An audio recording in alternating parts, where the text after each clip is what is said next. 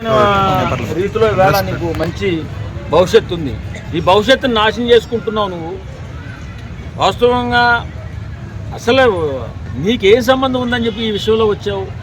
నువ్వు శివాజీ గారు చెప్పింది ఏది పాటించవు కదా. ఎక్కువ పర్సెంట్ భర్తతో ఉన్నప్పుడు కూడా అర్ధనగ్నంగా ఉండి సమాజానికి చెడ్డ పేరు తెచ్చినటువంటి నువ్వు ఈవేళ అందరినీ కూడా జైల్లో పెడతా అని చెప్పి ముందుకు వస్తున్నావు. కాబట్టి మీకు అవకాశాలు ఎక్కువైపోయాయేమో అని అనుకుంటున్నాం మేము. అంటే అన్న ఇప్పుడు ఒక మాట ఏంటంటే ఇప్పుడు దీన్ని ఎంకరేజ్ చేస్తే న్యూస్ ఛానల్స్ గురించి ఏం పెట్టట్లేదు అని మాట్లాడిన వాళ్ళ గురించి చెప్తుంది. ఇప్పుడు న్యూస్ ఛానల్ కూడా అన్నారు కదా, మరి నిజంగా పెట్టాలంటే కేసు వాళ్ళ మీద ముందు పెట్టాల్సింది అంతే కదా. వాస్తవంగా న్యూస్ ఛానళ్ళు మాట్లాడుతున్నాయి.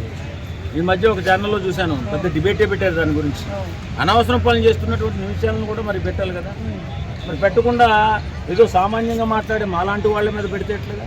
ఇప్పుడు శివాజీ గారు చెప్పింది చక్కగా ఉంటే చక్కటి ఆరోగ్యకరమైన వాతావరణం ఉంటుంది, మంచి గౌరవంగా ఉంటుంది అని ఆయన ఎందుకు చెప్పారంటే మొన్నే లుల్లుమాల్లో జరిగిన సంఘటన చూసిన తర్వాతే చెప్పాడు కదా. అప్పుడు కాదని ఇవ్వడం ఏముండదు.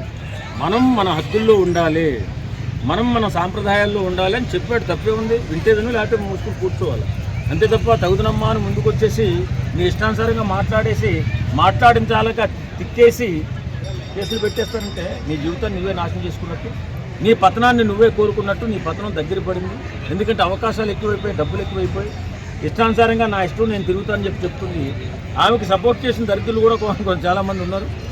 అది కరెక్ట్ కాదు. ఎందుకంటే నాకు తెలిసినంత వరకు అన్న ఇది కావాలని మేబీ తప్పబడిపోయింది. ఒక న్యూస్ ఛానల్ కూడా దాన్ని రన్ చేపిస్తూ ఉన్నాడు కాబట్టి ఇది బయటకి ఇంకా బాగా వెళ్ళాలి, మళ్ళీ నేను ఫేమ్లోకి రావాలని చెప్పి కావాలని కేసులు మీద ఎట్లా పెట్టడం జరిగిందంటారా? ఫేమ్ కాదమ్మా, పతనం కాబోతుంది. అనసూయ రాసి పెట్టుకోండి, పతనం కాబోతుంది. ఎందుకంటే ఒక మంచి మాట చెప్పిన వ్యక్తిని దుర్భాషలాడితేనే భగవంతుడు చూస్తాడు. మరి అలాంటప్పుడు జనాలు ఎలా ఊరుకుంటారు? ఆయన తప్పేం మాట్లాడాలా? నీ తల్లినో నీ చెల్లినో తిట్లా.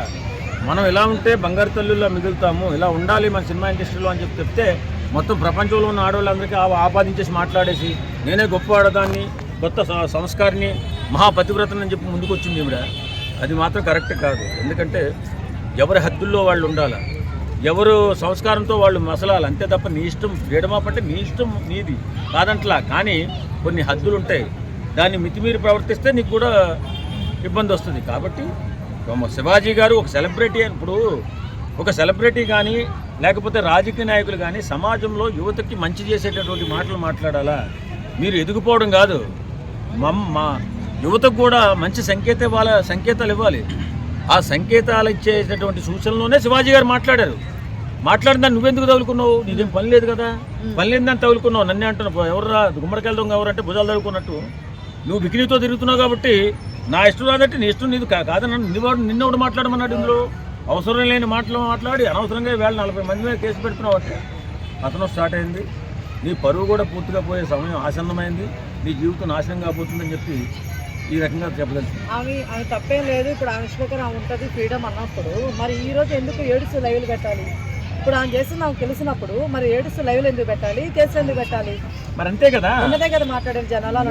ఎవరు తప్పు మాట్లాడరండి. ఎవరైనా సరే ఆ హోదాలో ఆ స్థాయిలో ఉన్నవాళ్ళు ఆ రకమైన మాటలు చెప్తేనే యువతలో పరివర్తన వస్తుంది. వాస్తవంగా పెద్దవాడే 50 సంవత్సరాలు దాటినోడు చిన్నపిల్లలకి వరే అలా కాదురా ఇలాగని ఎందుకు చెప్తాడు? వాడు మంచి జీవితాన్ని అనుభవించాలనే కదా.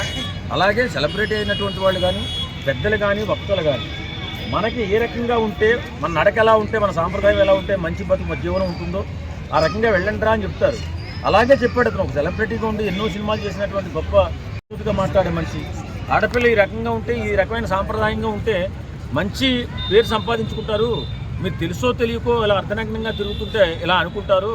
కాబట్టి బంగారు తల్లులు మీరు చక్కగా మీరు జీవితాన్ని ఆస్వాదించండి, చక్కగా ఉండండి అని చెప్పాడు. చెప్తే నేనున్నాను, మా ఇష్టం నాది అని చెప్పి ముందుకు వచ్చావు. వేళ ఎవరో ఏదో మాట్లాడని చెప్పి 40 మంది మీద కేసులు పెట్టడానికి ప్రయత్నించావు. పత్రం స్టార్ట్ అయింది. ఈ పరుగు పోయే సమయం కూడా ఆసన్నమైంది. థ్యాంక్ యూ సో మచ్ అన్న.